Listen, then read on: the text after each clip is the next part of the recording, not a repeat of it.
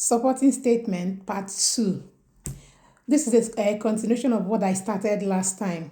So this time I have an open person specification to help me explain how you can achieve that befitting supporting statement. So in this one, I have attributes like values, physical requirements, qualifications, knowledge, skills, contractual requirements. It can come under different attributes. So let me use this to explain some things to you guys. For every person specification, there's always essential criteria and desirable criteria. Someone said if you don't respond to all the essential criteria, you will not get the job. I would rather do another video and explain that it has a lot of pros and cons. It has a lot of dependence. So let's just go straight to supporting statements. So in this case, values here is an essential criteria. So for you to take care of the requirement for values for this role is for an assistant and practitioner, physical health. So you look at the values of this trust and explain how you fit into that value. Explain some things you've done in the past that took care of their values. I don't want to start giving out the values so that you won't. It is a trust a trust document that I'm using. So you're not going to you look for that the values of that trust that you have expressed in one of the jobs you've done, in one of the tasks you've carried out in the past.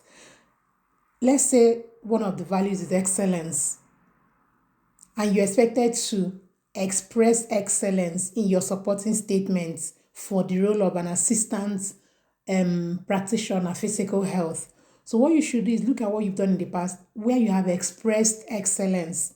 It could be that a customer, a patient, a healthcare user had difficulty in using one of the equipment or in doing something which isn't really your responsibility and which does not require qualifications. It does not require certifications, but you went out of your way to help that customer to get satisfaction, and that customer at the end of the day got what they wanted. That's a value of excellence. Or you going out of your way to do something that will make your customer, your patient, somebody else satisfied and happy. That's excellence. So you explain it and always try to use the STAR method, the situation, the task that you carried out, the actions, and then the results of that, and make it in a very short way. If you're using track to do that application, track will give you a maximum of 1,500 space. So if you're writing anything that is more than 1,500, track will not accept it. So try, even if you're going to use the STAR method or you're going to explain what happened, situation and everything, just make it very brief. And then in this attribute of value is desirable. So you need to explain it. You don't skip it. Explain it. Then the next one here is qualification. The essential criteria is NVQ level 3 in healthcare related field or equivalent. Then the desirable is GCE English and Maths or equivalent. So if you don't have NVQ 3 and they said or equivalent, then let's assume you have a BSc in a healthcare related field, or in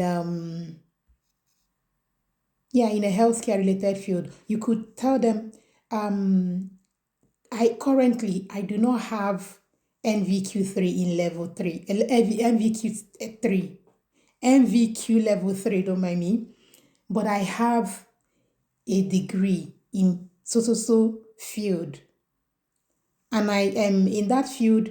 I'm able to use the knowledge I got from this qualification to carry out this responsibility, that responsibility for this role. You would have read the job description and seen the requirements of the job. Then for the desirable is more like an added advantage. If you don't have it, no problem. But if you have it, it's usually better to also take care of it. You could say, I also have mathematics, English, or subjects in GCE level. That's just desirable, but you can still take care of it.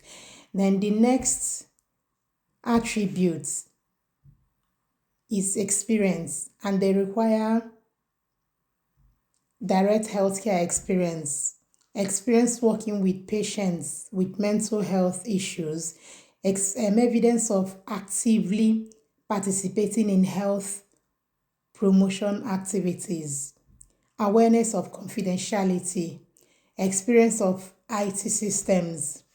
So for each of them, okay, another thing, let's pause here. Another thing is there are different methods of doing this. You can decide to write your supporting statements in headings according to the person specification. You write, follow the same heading and go down.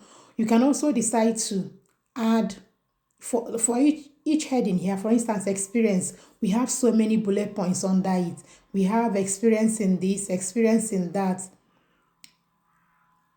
So you can decide to, in order to flow, to make your own life easy and make it easier for the person that is shortlisting, you can also just write in bullet points the way they've written it down. For instance, they said experience of direct patient care. You can also write under that and put it under there and write your experience, whatever experience you've had in direct patient care. You come down to the next bullet points, you put experience of working with patients with mental health care. It's not just enough to say, yes, I have experience of direct patient care. No, when you say, if you want to say that way, you say that way, but then you need to also come down and explain that I have done this, I have done this, I have done this in so place, or in my previous role as this person, I was in charge of this responsibility. This you list responsibilities that are related to mental health, because this is about mental health. You list activities that you have done in the past that are related to these requirements. Then one of the desirable criteria for experience is an awareness of working in a secure slash criminal justice setting. That's one. Second one, understanding of key performance indicators. So you could also add that I've had experience of working in so place. I've had the experience of taking care of KPIs, monitoring performance against KPIs. I have, sorry, I'm rushing because of time. You know, TikTok has time control. So I may still need to do a third part of this the video. I may do a third part to continue. I'm not sure I've been able to take care of many things because I'm rushing. I'm actually rushing in for another meeting now.